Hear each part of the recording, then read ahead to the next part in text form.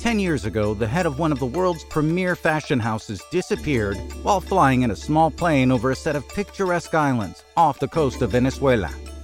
But it hasn't been the only plane to disappear there. Is this the new Bermuda Triangle? I'm Andrew Colón. Find out the truth about the disappearance of Vittorio Missoni on the Mysteries of Latin America podcast.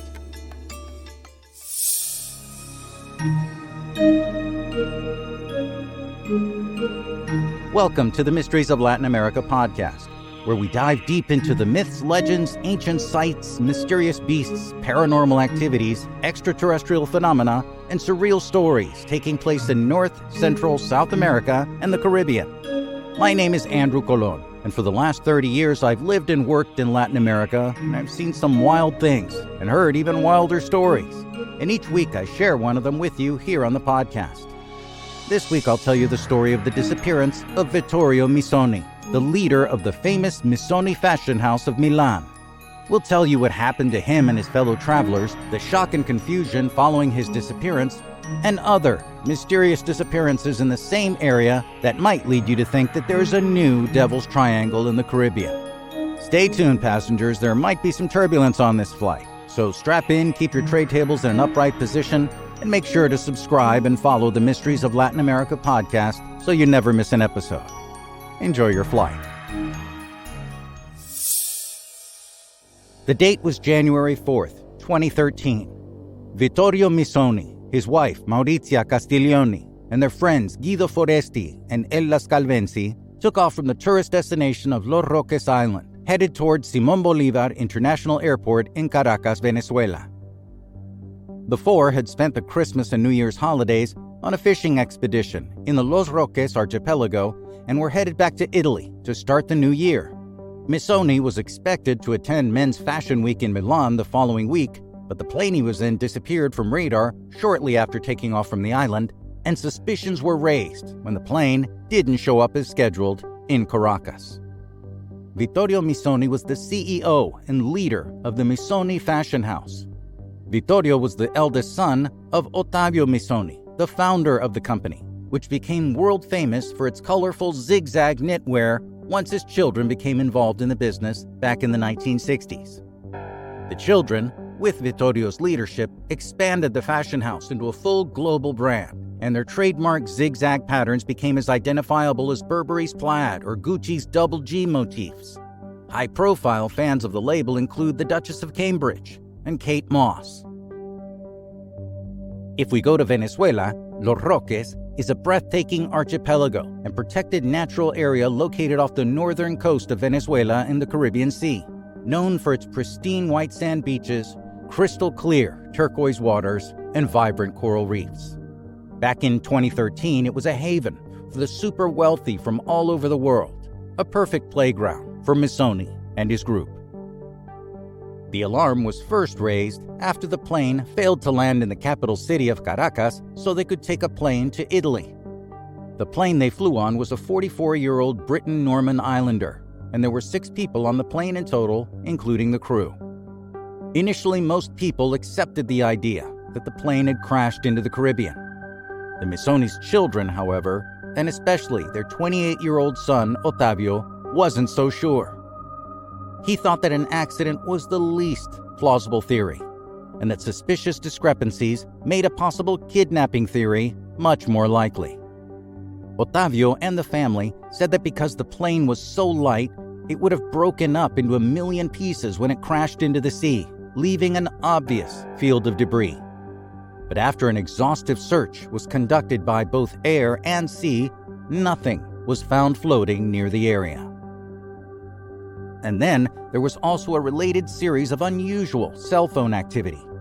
On January 6th, the day after the plane disappeared, the phone that belonged to passenger Guido Foresti pinged his son, showing that the phone was back in range after being unreachable earlier that day. Also a day later, calls made to Foresti and his wife Ella Scalvenzi rang a good 10 times before going to voicemail, showing that her phone was also at least momentarily in range. Italian newspapers also reported that a series of calls were made from both phones belonging to the Forestis at noon, the day the plane disappeared. Were they abducted and taken to a nearby island? That's a theory that was bolstered when a piece of luggage with a Missoni logo, and which later proved to be from the party, was found off the Dutch Caribbean island of Curaçao, about 250 kilometers, or about 150 miles, away on January 29th, 3 weeks after the plane disappeared. Speculation was that they'd been taken and that their luggage was thrown overboard to throw people off their trail. According to Venezuelan air traffic control, the last known location of the plane was 11 miles from the Los Roques airport. With that location, the plane would most likely have crossed an area of the Caribbean potentially too deep for standard search and rescue missions. The Italian embassy in Venezuela, which was conducting its own search mission, extended its standard 8-day window on search and rescue missions as it waited for deep-sea equipment to reach the area. Venezuelan authorities, however, were sure that the plane was at the bottom of the sea due to either mechanical failure or bad weather, and that the Italian embassy was giving extra special treatment to the influential Missoni family. The Missoni family back in Italy was clinging to the hopes that their family might have been part of some sort of drug-related kidnapping and ransom scenario, and that their family members were somewhere nearby, alive. But those hopes would be dashed 6 months later. On June 27, 2013, it was confirmed that Missoni's plane was spotted in the Caribbean Sea, north of the Los Roques archipelago, in water about 76 meters or 250 feet deep. But the question was, were any bodies found in the wreckage? The Italian news agency ANSA first reported that 5 bodies had been found, including those of Vittorio Missoni and his wife Maurizia. Later, though, the agency walked back their story, saying that only 3 bodies had been found, that they hadn't been identified, and that DNA tests still had to be run to be sure who they'd found. ANSA also said that all of the recovered bodies were inside the plane with their seatbelts on. The end result, which is only a partial end, took more than 6 months to get.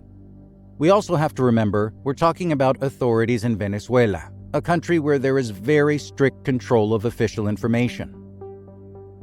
While they were waiting for confirmation, the Missoni family back in Italy was struck by tragedy again in May of 2013 when Vittorio's father, Ottavio, founder of the Missoni brand, died, not knowing whether his son was dead or alive.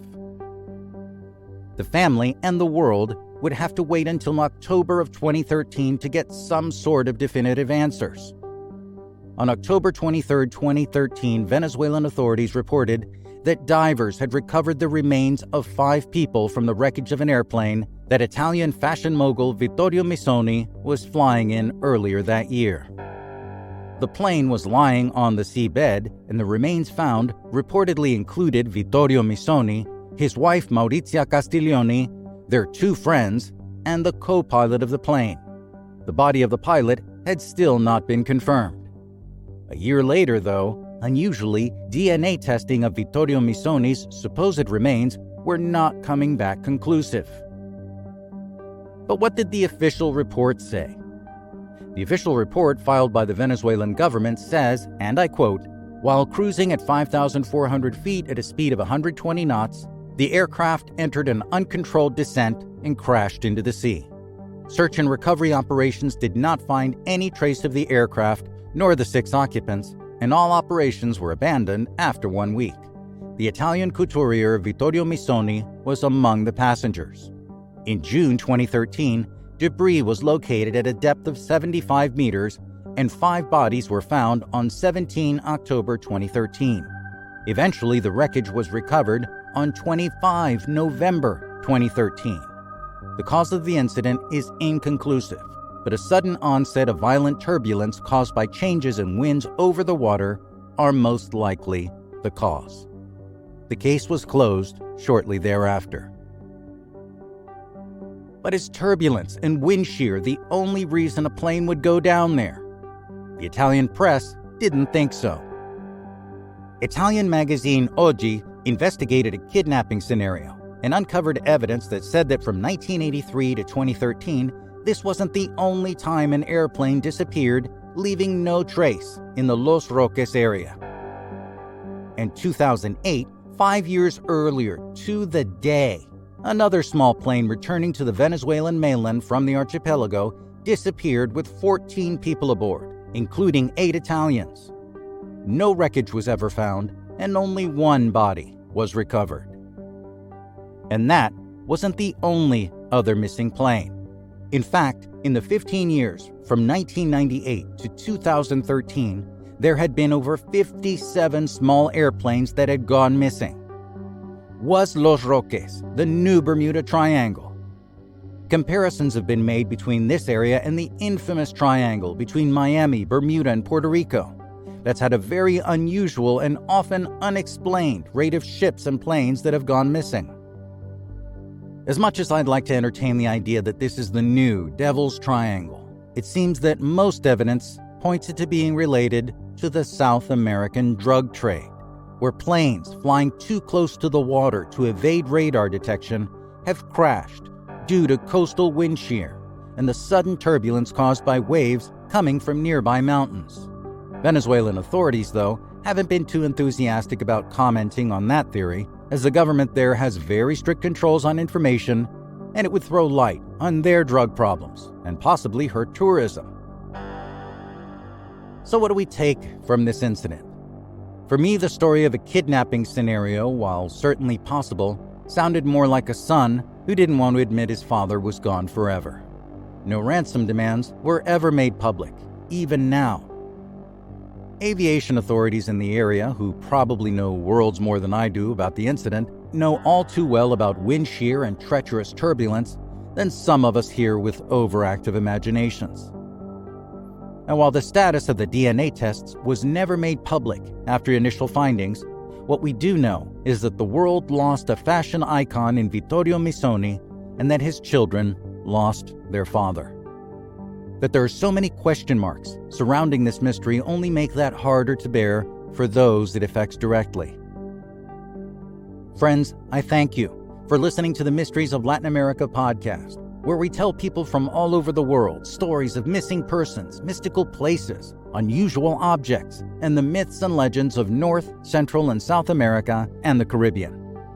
If you enjoyed the episode, make sure to subscribe to the podcast, share it if you like, and make sure to join us for the next episode coming very soon. You can find us on Spotify, iTunes, YouTube, Google Podcasts, Audible, iHeartRadio, and a host of others. I'm Andrew Colón. Adios.